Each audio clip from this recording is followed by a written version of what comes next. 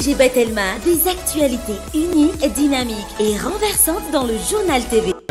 Rejoignez les universités membres de Get Compagnie Internationale, spécialisées en haute technologie et entrepreneuriat. Université Immédiat, USTIO et Aeline Nissan vous présentent.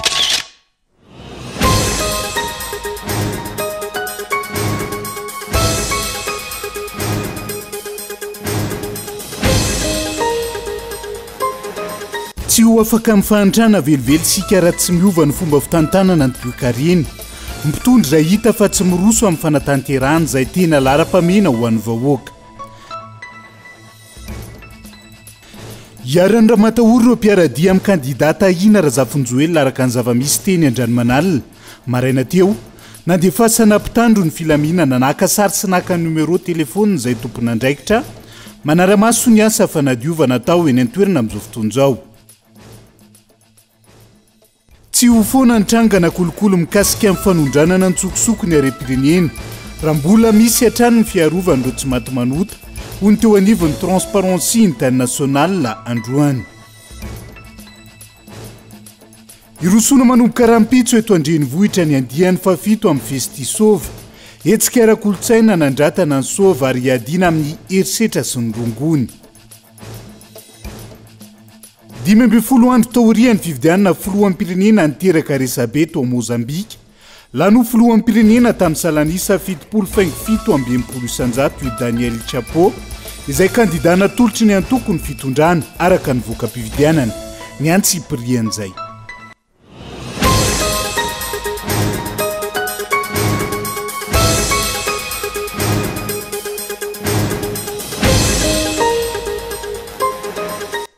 Ngadondrainy amin'ny valoralina fotoana ny fampalalamba avao eto amin'ny fitalavitra kolo atena ny araba tomboky lasy tombovavy manasa anao avy hatrany anaraka ny antsipirian'izay matoa andatsoratra avy hatrany no ndeha no kafatsika ny fiarahana amin'ity ala ity raha tsy miova ny fomba fitantanana ny toekarena amin'izao fotoana izao tsy ho afaka amin'ny fahantrana velively sika amin'ny mpitondry izay hita sy tsapa ihany koa fa tsy miroso amin'ny fanatanterahana izay tena lara-pamena ho an'ny vahoaka malagasy ankehitriny ary miroso hatrany amin'izay hitany fa mamety azy ihany koa ao anatin'izay Gaëtan Andriatsilavo.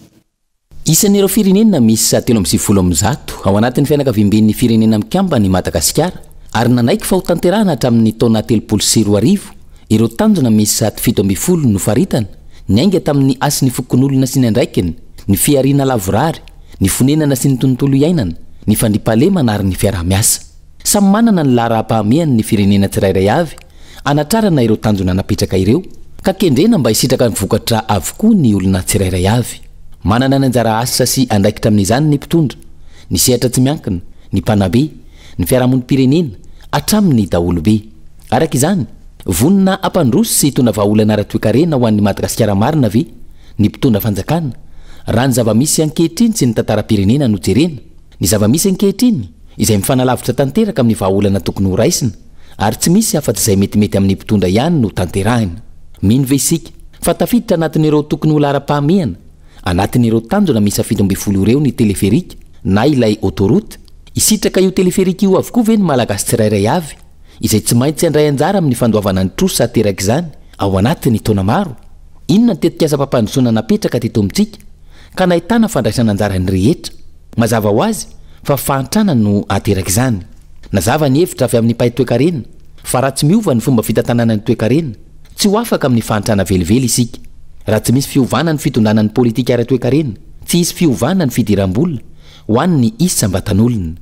Ankoatra ny tsy fisiana politika entitra sy mazava ampandroso ny toekarena malagasy manao izay teny ny mpitondra ka manampitrotraka ny fahantrana sy ny fahasairanana efa iainan'ny malagasy.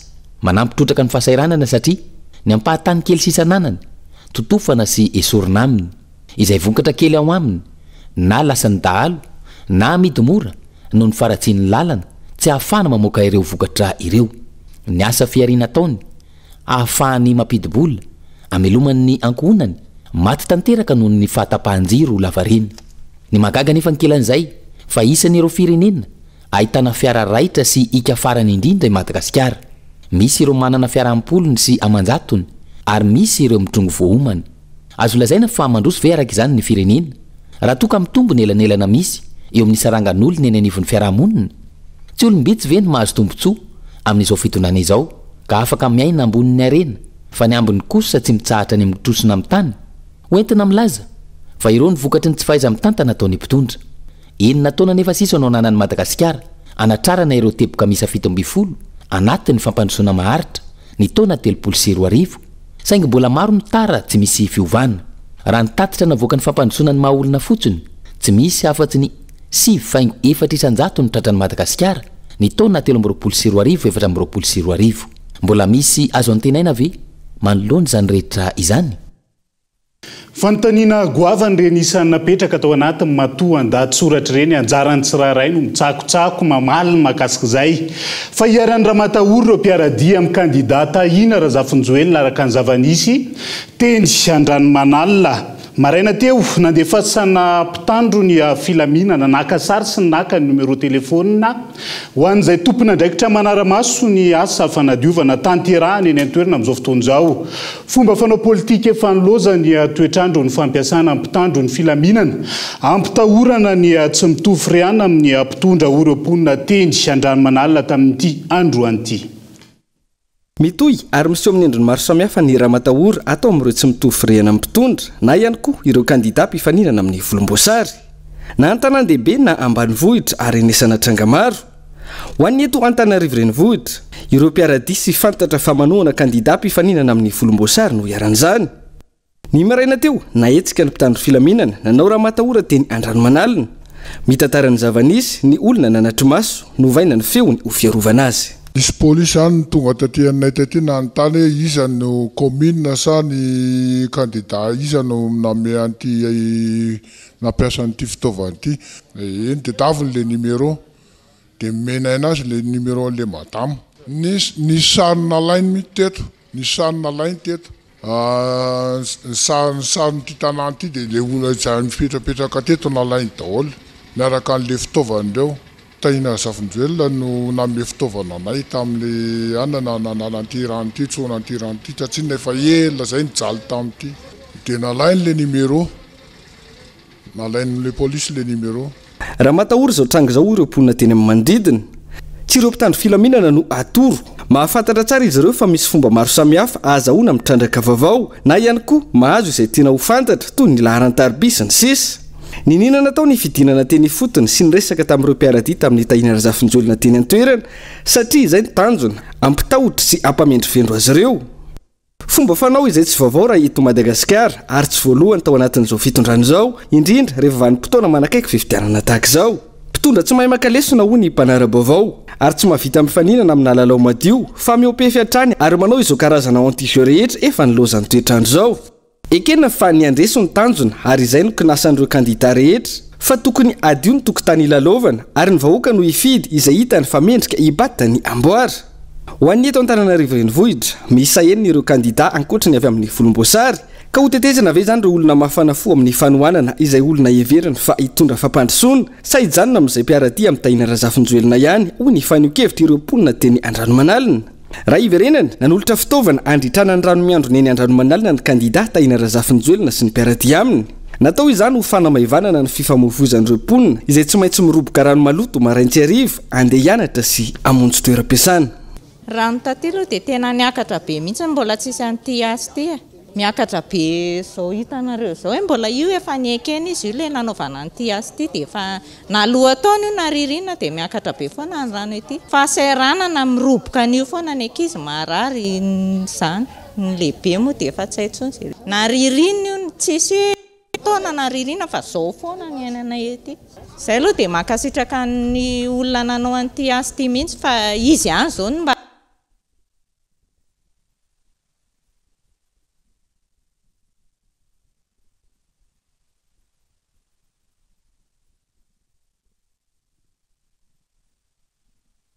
Elana tsiny no ny tsy fatombanany ny fanadiadinana rahatsika teo iny hoe zana hoentina aminao ihany ao anatin'ny fotoana mahamety azy mahakasika izay rehefa avy eo. Fa fatiantoka zato isan-jato no iainan'ireo mpanao asa tena samihafa manoloana ny olana herinaratra amin'izao fotoana izao. Izy ireo izay lasa mipetra-potsiny tsy manao na inona mandritry ny tontolo andro noho ny fahatapahany izay saika ho isan'ora ankehitriny.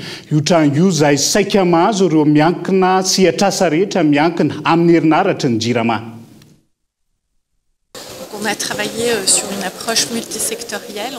Approche multisectorielle natao tamin'ity tetika asa ity no fatohana ny fomba entina manatsara sy mampitombo ny vokatr'ireo tantsaha teo mitatao vovonana mipetra-potsiny tsy afaka manao na inona ireto mpiasa izay manentsika isana entana vitainy tapaka ny herinaratra hatramin'ny nidirana tamin'ny asa jireo izay tsy maintsy mampiasa herinaratra amin'ny fanamboarana ireto karazana asa tanana ireto. Zara raha mampiditra ny antsasaky ny vola tokony ho raisina manoloana izao fahatapahan-jiro izao ho hatrany ny fanazavana ireo mpanao asa teny.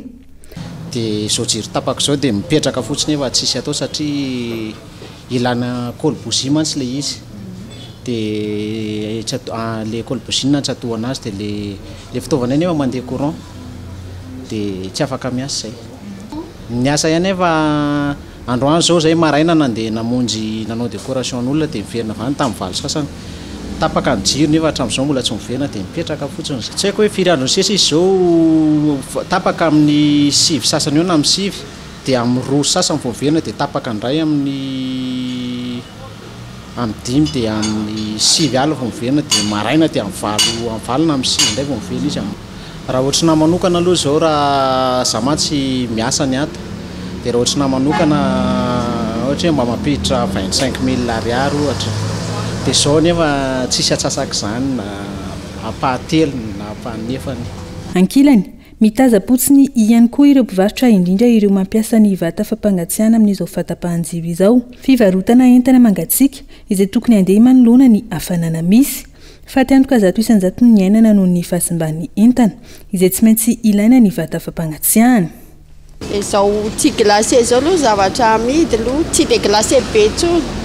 Rehefa mangatsiatsika kely fotsiny dia izay ny eskimo ato mitsorika daholo dia mantiantoka fa tsisy azo atao.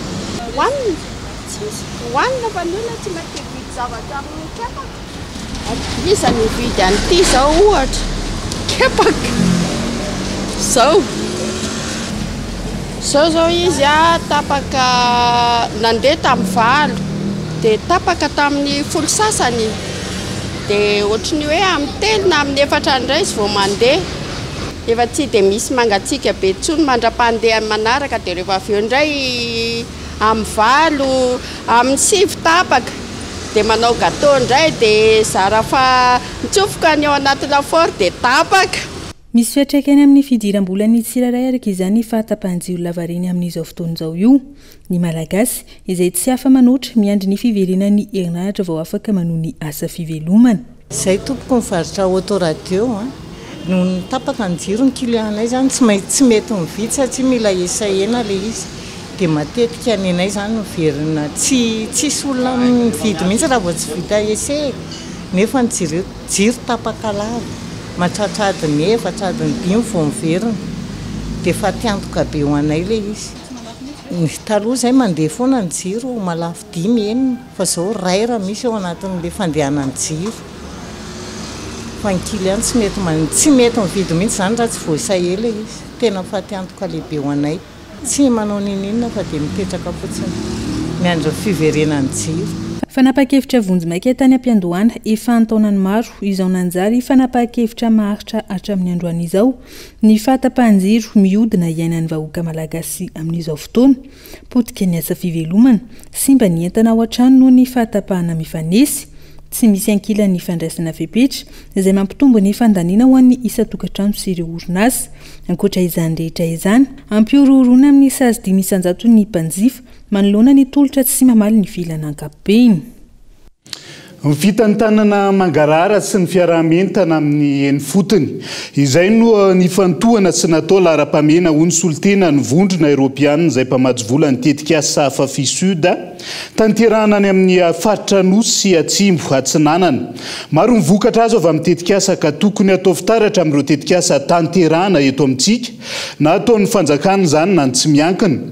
Manana ndraikitra ny fanjakana hitazonan'ireo vokatra azo sy anoro ireo ezaka vita tamin'ny tetikasa notohanan'ireo mpiara-miombonantoka indrindra ny ady amin'ity fanjaritsakafo fanampanazavana. On a travaillé sur une approche multisectorielle. Approche multisectorielle natao tamin'ity tetikasa ity nofatohana ny fomba entina manatsara sy mampitombo ny vokatra ireo tantsaha teo ihany koa ny fampianarana ny sakafo ara-pahasalamana sy mitondra otrikaina fa tsy natao ambanin-javatra ihany koa ny fanaraha-maso ireo zaza marefo hiariny tsy fanjari-tsakafo. Ny fanindran-dalàna tamin'ireo ihany koa ny fiaraha-miasa amin'ireo vondrom-bahoaka hitsinjara-pahefana izy ny fampandrosoana miainga eny fotony nampiana ireo komina hanatanteraka ny drafi-panajariana ny tanàna izay manamora ny fametrahana ireo foto-drafitrasa ilain'ny mponina toy ny famatsian-drano ireo fambolena. Izay indrindra nanaovana ity atrikasa ity mba hanaovana tomana sy izarana ny fomba fiasa nentina nanatratrarana ireo tanjona ireo. Eo ihany koa ny fijoroana vavolombelon'ireo mpiara-miombonantoka izay nahita ny fiatraikan'ny tetikasa teny fotony. Sur l'impact qu'a pu avoir les deux projets dans leur vie. Tsy ho foana ary vao maika iamafy ny trangana kolokolo mikasika amin'ny fanondranana ny tsokosoko ny harem-pirenena. Raha mbola misy hatrany ny fiarovana tsy maty manota hoy teo anivon'ny Transparency International androany. Lalàna ho izy no mila amafisina sy hovaina indrindra ny mikasika ny lalàna izay mametra ny fanenjehan'ireo olom-panjakana ambony voasaringotra amin'ireny trangana kolokolo samihafa eto amin'ny firenen'ireny. Christian Dimby. Ny fanaparam-pahefana sy ny kolikoly avoleta no mahatonga ny fanondranana antsokosoko ny harem-pirenena mihamazivana hatrany ny eto Madagasikara amin'izao fotoana hoy ny teo anivon'ny Transparency International Initiative Madagasikara androany. Manjaka hatrany ny tsy maty manota ary saika miantona avokoa ny akamaroan'ireo dossier izay mahavoasaringitra olom-panjakana ambony amin'ireny raharaha kolikoly sy fanondranana tsy ara-dalàna ireny. Matoa reny tafavoaka mety hoe misy fotoana le izy tsy tratra fa misy ihany koa kolokolo ambadiky le izy manamora an'le trafika hoe na tokony ho tratra ary dia mety misy karazana pression karazana endrika kolokolo zany mahatonga le izy tafavoaka foana na tokony ho tratra ary. Rehefa miakatra sy hatra ambonimbony le izy amin'ny ohatrany hamoahana anazy dia iny zany mety misy karazana trafic d'influence, mety misy abus de fonction, mety misy le endrika kolikolisaka, mety misy foana koa ny corruption active ny karazana pression izay moa zany ny ara-niasa tamin'ny sehatra rehetrarehetra anisan'ny zavatra mianjady amin'ireo mpampiatra lalàna ihany koa zay hoe karazana intervention aussi isitsika hoe avelao io dossier io na aloha andeha karazan'izay. Mila amafisina ny sazy ho an'izay tratra amin'ireny raharaha kolikoly ireny fa ihany koa mila foanana ireo lalàna izay mametra ny fanenjehana ireo olom-panjakana ambony izay voafatotra amin'ireny raharaha maloto ireny. Tena hoe raha tena hiady amin'ny kolokolo zany aloha dia raha ny sosokevitra fiarahamonim-pirenena sy avy amin'ny transparency reny karazana lalàna mametra fanenjehana ireny zao dia efa lasa mamefahana amin'ny hoe le fitoviany rehetrarehetra ny mason'ny lalàna dia ireny zany dia nasa misy favorisy an'le olona zany hoe afaka mandika lalàna foana satria ny fanenjehana azy mihitsy tsy misy. Dia atreto raha ohatra zany tsika tena tehady amin'ny kolikoly dia zavatra anankiray reny karazana immunité reny sy ny karazana autorisation de poursuite reny tokony tsy asiana fa rehefa tena hoe namety hoe misy sinafa misy condition amboarina tsy fantatra zany zay. Hatramin'ny androany tsy mbola tafaverina eto Madagasikara ireo sokatra sy ragidro tratra tany Thaïlande ny voalohany volana May lasa teo. Raha ny vaovao farany voaray efa andalana ny sambo mitondra azy ireo saingy mijana ho tsy ambaratelo ho fiarovana ireo arena voajanahary ireo. Androany nisy ny atrikasa mikasika ny ady amin'ny kolikoly sy ny fanondranana antsokosoko ny harem-pirenena tetsy Anosy niarahana tamin'ny firaisamonim-pirenena sy ireo ministera isan-tsokajiny atrikasa izay noana fa hitondra fanatsarana eo amin'izay fiarovana ny harem-pirenena izay ahina ho lany tamingany eto amin'ny firenena izay. Ny tanora sy ny fampananana asa vetivety maro ireo tanora misehatra anatin'ny tsy fanarahan-dalàna raha ny resaka asa tanana sy ireo asa teknika amin'izao fotoana izao. Ity farany izay afaka mandray anjara amin'ny fampivoarana ny toe-karena raha mipetraka araka ny tokony ho izy. Asa manampy indrindra ho an'ireo tsy navita fianarana hatramin'ny farany ny asa tanana sy ny asa teknika. Antony rosoana tamin'ny hetsika ho an'ny asa tanana sy ny asa teknika Hetsy Alarobia mandritra ny 2 andro fitinokolona no mitaditra ny antsiprian'izay. Tsy tantaratra firy ny zava-misy eto Madagasikara ny asa tanana sy ny asa teknika. Ity farany izay saika safidin'ny tanora malagasy sy mijanona amin'ny fianarana amin'ny ankabeny. Maro ireo karazana asa tanana sy asa teknika ireo, isany amin'izany ny resaka lamody amin'ny zaitra, ny rary sy ny fanamboarana kojakoja samihafa vita amin'ny tanana. Asa afaka miantoka ny fiveloman'ireo rehetra misehatra amin'izany ny asa tanana sy ny asa teknika raha ny fanazavana hatrany. Ity farany izay mandray anjara feno amin'ny toe-karena. Tianay mena sehatra manokana izy androany satria mba hitenenana antsika rehetra mba tsy ho menatra amin'ireo asa teknika sy asa tanana ireo fa tena hoe anomevahana. Neto androany centre de formation maromaro momba ny asa teknika. Ahitantsika zany fa misy asa teknika maro be izay azo atao eto amintsika ary azo ianarana na manana bac ianao na tsy manana bac. Malalaka ny tsenam-barotra ity asa ity izay mety ho tonga hatrany amin'ny fanondranana entana any ivelany. Ny traikefa no mila hatsaraina raha ny fanazavana hatrany ny karazana asa teknika izay afaka miantoka fampananana asan'olona maro. Ny asa tanana teknika zany dia ohatrany hoe izay kely manao azy ihany mahafantatra azy. Fa ny tena tianay zany moa ilay hoe vulgarisation, hoe marina fa efa ataontsika ilay asa teknika fa nefa koa ilaintsika matianina rehefa manao zavatra dia na efa ataonao ary io asa teknika io dia tongava miofana ho tena lasa matianina.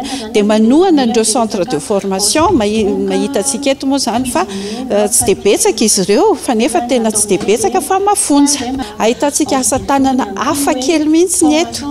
Anisan'izany ohatra hoe asa tanana vita avy amin'ny orisay. Tontolo saina mandritra ny 2 andro Hetsy Alarobia araka izany ny salon des jeunes sur les métiers techniques eto Madagasikara. Hetsika izay fampifondronana voalohany ho an'ireo mpisehatra momba ny asa tanana sy asa teknika manerana ny nosy. Dia izay ihany koa no entintsika miseny vetivety ao anaty doka fohy. Aza misaraka aminay ary.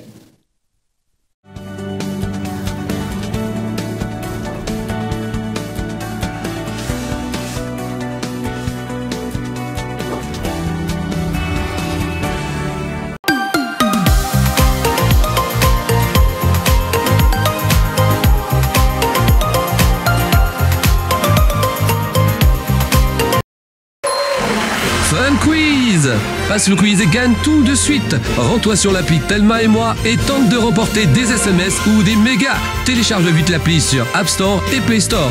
Avec Telma et moi, joue et gagne tous les jours.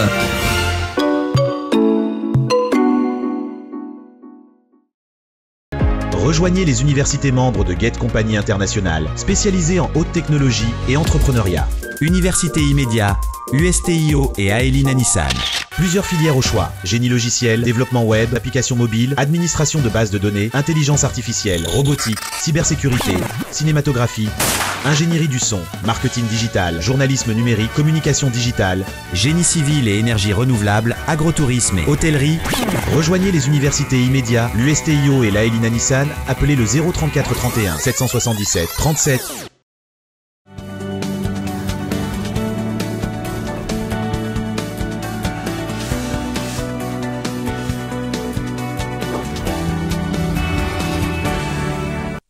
Mamenina ny arabatra ny tomoklasy tomovavy tonga soa indray ato anatin'ny tapany faharoa amin'ny fampahalalam-baovao amin'ity ala ity.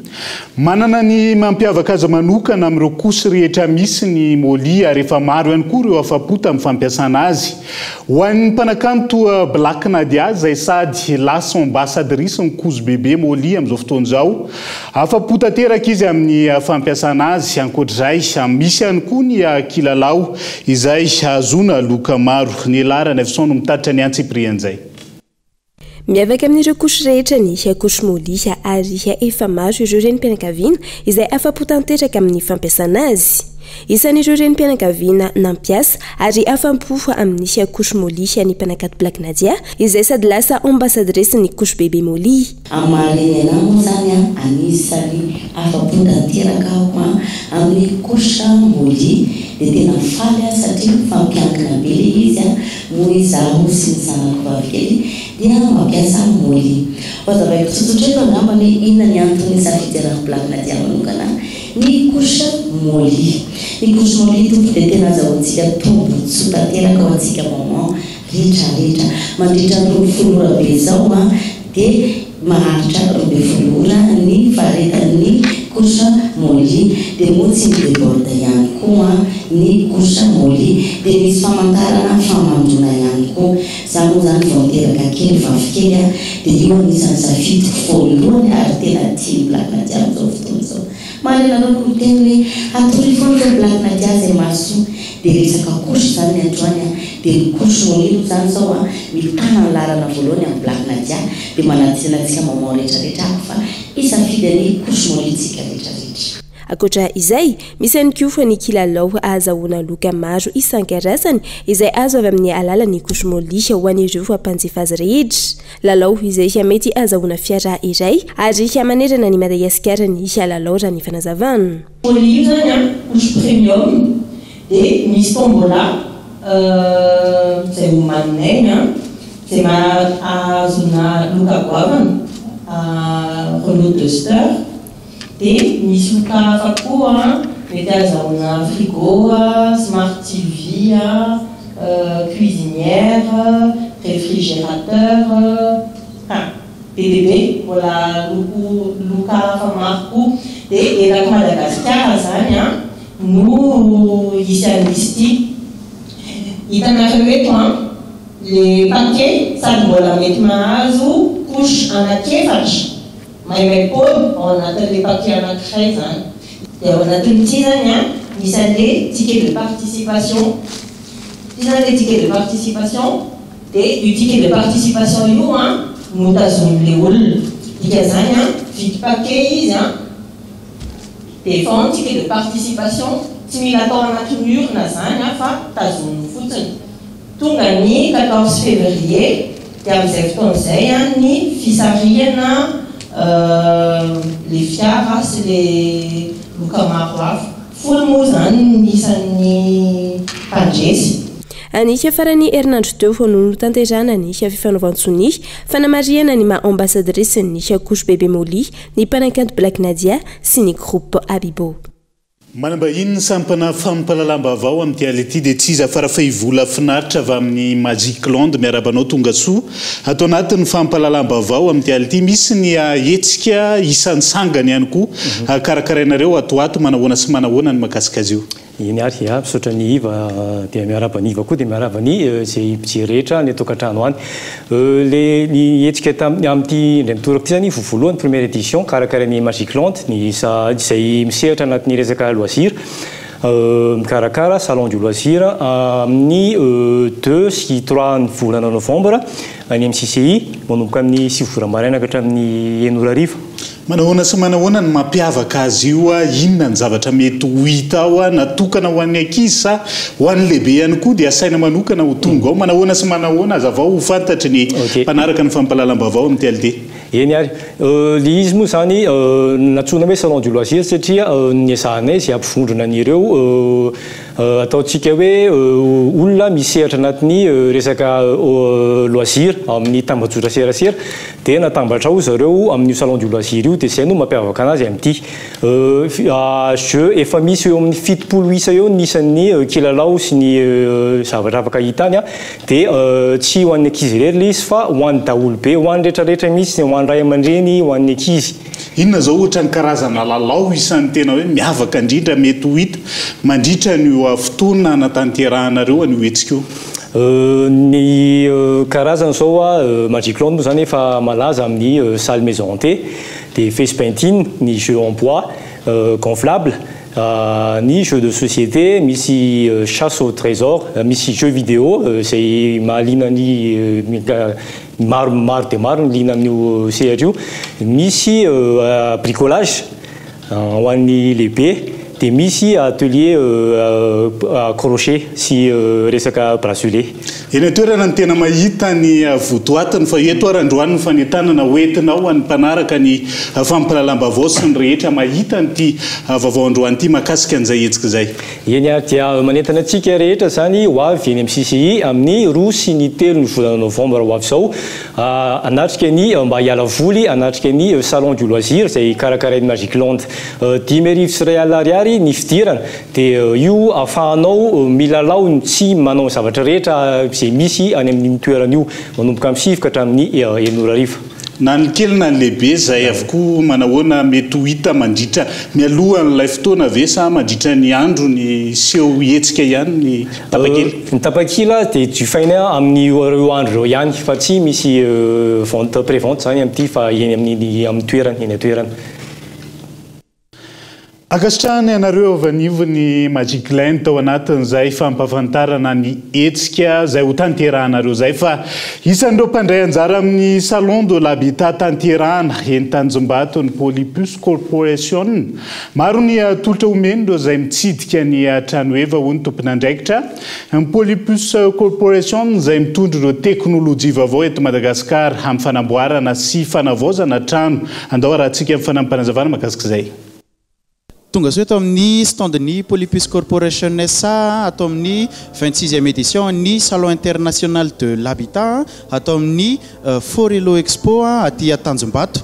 Polypus Corporation dia orinasa zato isanjato malagasy izay misahana amin'ny fanamboarana trano amin'ny alalan'ny teknôlôjia vaovao izay manaraka ny fenitra rehetra maneran-tany sy ny norme européenne izany.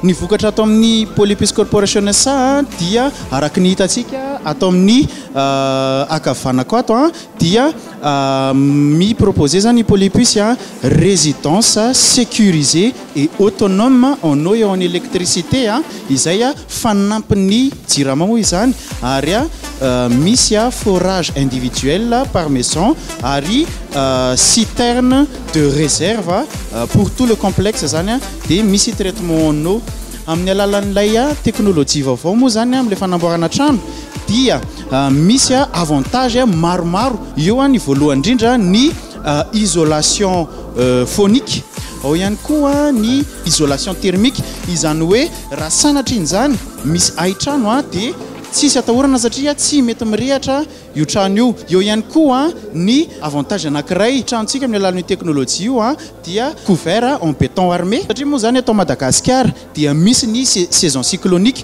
dia io teknôlôjia vaovao io zany dia afaka miaro ny trano izay mahatakatra hatramin'ny 300 km/h amin'ny afainganam-pandehan'ny rive-douze. Raha mila ny andinindininy zany ianao momba izany trano amidin'ny Polypus zany anatin'ny résidence Lacase dia manasanao anantona atao amin'ny stand numéro 4 et 5 sous mezzanine atao amin'ny Forelo Expo mandritra ity salon international de l'habitat ity izay du 24-27 zany hoe mbola manana andro vitsivitsy zany ianao anapahany-hevitra sy anjifa izany trano izany amin'ny alalan'ny vidiny izay mirary dia mirary tokoa ary misy promotion mandritra ity salon ity izay mandritra ny salon ihany zany hoe raha tapa-kevitra n'ity salon ity zany ianao ka tonga aty amin'ny stand numéro 4 et 5 dia misy promotion goavana be mihitsiny tsy ho lazaiko eto ny andinindininy fa manasanao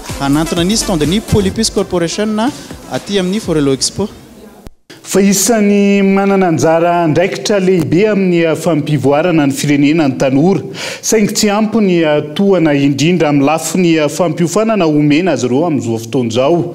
Amola volanina tanora sy olom-pirenena vanona nitsangana ny fikambanana Antsika Dago izay velatra manerana nosy araka ny fanazavana azo tamin'ity androan'ity. Nelarany Efson. Saika mandeha anjabana ireo tanora ary tsy malala na inona na inona eto amin'ny firenena. Tsy afaka mivelatra ihany koa ny tanora ankehitriny antony tsy misy intsony ny toerana ahafahany mifanerasera sy mifanakalo mba hivelarany. Ho fanomezana aina sy toana indray ny tanora malagasy manerana ny Madagasikara no antony hanananganana ny fikambanana Antsika Dago. ady lehibe eto amin'ny firenena amin'izao ny ady amin'ny fahabadona ka amin'ny alalany nisy fikambanana no anampiana ny tanora amin'ny alalany nisy fizatrana sy fampiofanana maro isan-karazany mba hitondra soa ny tanora izany hitondra amin'ny ady amin'ny fahantrano. Lasa ao anatiny hoe mpijery fotsiny fa tsy anisany hoe tena tanora mandray andraikitra dia tonga le tanora tena andray andraikitra mihitsy ho an'ny fiainam-pirenena tena tanjony antsika dako amerina indray le fitiava-tanindrazana ary efa tianao io tanindrazana io dia mazava ho azy ianao ny kolokolo an'io tanindrazana io ny tena tanjona lehibe tsapanay fa matony tanora hafa lasa mandeha makany ivelany na dia manana fahaizana dia maninona moa raha ireny fahaizana tanora ireny no ampiarina ho an'ny malagasy ho an'ny Madagasikara tena tanjona lehibe araky ny nefa nazavany namana Cynthia teo dia maro ireo fiofanana sy fampiofanana ho ampianarina ny tanora ao anatin'ny antsika dako efa miaraka amin'ireo coach professionnel moa izahay hiaraka ihany koa amin'ny FES Madagasikara isy ihany koa ny arahana amin'ny Transparency International. Manana anjara andraikitra lehibe amin'ny fiainam-pirenena ny tanora ka mola vola tanora olombanana sy olom-pirenena ihany koa ny fikambanana izay tsy miandany amin'ny antoko politika ary tsy manao politika ihany koa raha ny fanazavana. Antony mahatonga anay aloha ny fifidianana sy ny fanentanana manokana natao an'ny tanora nanareo fotsiny angamba mahatsapa any amin'ny karazana tambajotra tserasera maro isan-karazany ihany marobe ny tanora mivohy ny zavatra efa tsy izony ao anatin'ny fampianarana indrindraindrindra ao anatin'ny ataoko hoe fanasiana lanja n'izany hoe resaka fifidianana izany ihany koa nefa anisany aina iakiana amin'ny firenena ny resaka fifidianana izay indrindra ny mahatonga anay mitona ny tanora hoe andao aloha ifidy satria anisany ain-dehibe iakiana amin'ny firenena ny atao hoe fifidianana rahantsika mahita ihany koa fa ny tanora mibetsaka indrindra raha ny eto amin'ny firenentsika manokana ny resahany izay no antony taonana ny tanora satria hitanay fa somary marisarisa ny tanora na dia ho ansehatra izay hoe fahavonana ifidy izay ihany azy. Sy ny eto Antananarivo irery ihany fa ivelatra amin'ny faritra hafa ny fikambanana ary anohana ireo tanora malagasy rehetra manerana ny Madagasikara. Fa isan'ny olana fototra mahatonga ny zaza tsy tafiditra an-tsekoly ny tsy fananana kopia ny soram-piankonana. Ho ny fikambanana tsy miankina iray tamin'ity androany ity. Ny zaza tsy manana kopia izay mbola ambony raha ny eto Antananarivo renivohitra manokana. Ankoatr'izay miankina tanteraka amin'ny kopia na aterana no ahafahana mikarakara ireo taratasy-panjakana isan-tsokajiny ka antony tokony hisitrahany rehetra izay kopia ny soram-piankonana izay. Christian Dimbo no mitatitra ny Antsiprian'izay. Maro amin'ireo zaza latsaka ny 5 taona eto Antananarivo renivohitra no tsy mbola manana ny kopia ny soram-piankonana ary isa miteraka olana maro an'ireo ray aman-dreny izany. Sakana tsy ahafahany zaza miditra an-tsekoly sy tsy ahafahan'izy ireo misitraka ny zony amin'ny lafiny maro ny tsy fananana io kopia naterahana io ka tokony anamafisana ny fanentanana ireo ray aman-dreny amin'ny fanamboarana izany. Hoy ny teo anivony ONG Kolo Aina tamin'ity androany ity. Antony maro hatreto no mahatonga izay tsy fananana kopia izay. Misy olana ara-psikososialy ao aorianany tsy fahavitana ao aorianany ireny tsy fahavitana ireny taratasy ara-panjakana ireny. Mety maro ny antony ara-tsosialy raha tsy tanisa fotsiny afa-tsy ny hoe mety misaraka ny ray aman-dreny, mety tsy mahay mamaky teny sy manoratra ny ray aman-dreny, ao ihany koa ny tsy fahafantarana ny lalàna misy ary izay mahatonga ny hoe matetika ireo sikajin'olona tena sahirana ao anatin'ny fiarahamonina no miaina an'izay tranga na tsy fananana taratasy ara-panjakana izay. Raha ny miato tanisa ny tenako raha nandritra n'izay fotoana maromaro ataontsika hoe tao anatin'ny 5 na 9 taona dia efa manodidididina ny zaza any amin'ny 2,000 nefa nahazo an'izany kopia fahaterahana izany. Raha ny fijoroana vavolombelona nataony ity renim-pianakaviana mananotena iray ity, olana maro samihafa no nosedray ny vokatra izay tsy fananany zanany ny kopia naterahana izay. Tena nisy ny olana satria mivady tsy manampy anao, lehilahy matoa mbola nianatra, le kely indrindra nefa mbola tsehana ny didim-potsany io, tsy maintsy mba hividy anao na kilalao ary tena hita hoe tena sarotra mihitsy izany, tena sarotra amin'ny fiainana tamin'izany, tena mafy satria ny lehilahy matoa zao diso ny anarako tao anatin'ilay izy, tena nisy fasarotana, tena niakatra tribonaly mihitsy, tena ilaina ny kopia satria tovy ny olo-pony ianao vao tsy manana kopia ary raha ataontsika ary hoe manana kara-panondro ianao ka tsisy ny kopia tsy vitana ny karapanondro ary tsy misy resaka momba ny hoe zavatra vidinao sy ninona. Raha ny lalàna manan-kery eto amin'ny tany sy ny firenena tokony vita ao anatin'ny 30 andro tao aoriana nahaterahan'ny zaza ny fanaovana kopia. Voatery miakatra eny anivony ny fitsarana ambaratonga voalohany kosa ny ray aman-dreny raha tsy vita anatin'io fotoana io. Ankilany nisy ny varavarana misokatra ho an'ny be sy ny maro teny Antaninarenina izay nokarakarain'ny teo anivony ONG Koloaina. Nentina nampahafantarana bebe kokoa ny mazava-dehibe izay kopia izay. Fifandraisana Madagasikara amin'ny anivelany miharatsy ny fifandraisana ara-diplomatika eo Madagasikara sy Komoro ankehitriny. Anton'izany no lavon'ny fanjakana komoriana ny fionana teo amin'ny ministry ny raharaham-bahiny malagasy izay nikasa hitondra hafatra ara-diplomatika ho an'ny filoha komoriana Azali Assoumani tany Moroni. Ity fanapahan-kevitra niraisy ny fanjakana komoriana ity izay midika ny tsy fifankazahoana eo amin'ny rotonta sy anaratsy izay resaka diplomasia eo amin'ny rotondo izay hoe zahantsika hoentina miandalana ato anatin'ny fampalalam-baovao ihany ny fanampanazavana bebe kokoa mahakasika izay. Fa irosona manomboka rahampitso eto Antananarivo renivohitra ny andiany fafito amin'ny Festisova. Etsika ara-kolotsaina nandratana sova sy adina amin'ny herisetra sy ny rongony ihany koa. Etsika maro no hita mandritra izany ary mpanakanto maro ihany koa no andray anjara gahy atao Andriatsilavo. Iavaka ny Festisova andiany fafito izay irosona manomboka rahampitso. Raha toka fampahafantarana sy fanandratana ny sova ary koa ady amin'ny herisetra no nivoizina tamin'ireo andiany hatr'izay, miampy ny fiadina amin'ny fiparitahana sy ny fifohana rongony zany amin'ity andiany manaraka ity. Ngaleo maninona nasiana hoe ady amin'ny rongony ny mpikambana amin'ny tambobe dia mpikambana eny anelanelan'ny fiarahamonina eny mahafantatra hoe inona ny zava-misy eny amin'ny fiarahamonina, mahafantatra hoe inona ny marary any amin'ny fiarahamonina mahatonga ny herisetra. Ka ny fahafantaranay dia anisan'ny zavatra mahatonga ny herisetra tena zavatra goavana ny resaka rongony. Dia izay no nahatonga anay hoe aleo atambatra amin'ity Festisova fafito ity tsy ho ajanona amin'ny ady amin'ny herisetra fotsiny fa toizana ihany koa ny ady amin'ny herisetra sy ady amin'ny fidorohana zava-mahadomelina. Antso ankira mampita hafatra makany amin'ny fiarahamonina ny vakisova. Maro ny herisetra iainana eny anivon'ny fiarahamonina indrindra eny amin'ireo antsoina hoe ambany tanàna. Ka ao anatin'ny hira no ahafahany maneho sy miantso ny tompona andraikitra isan'ny tokony hijery izany.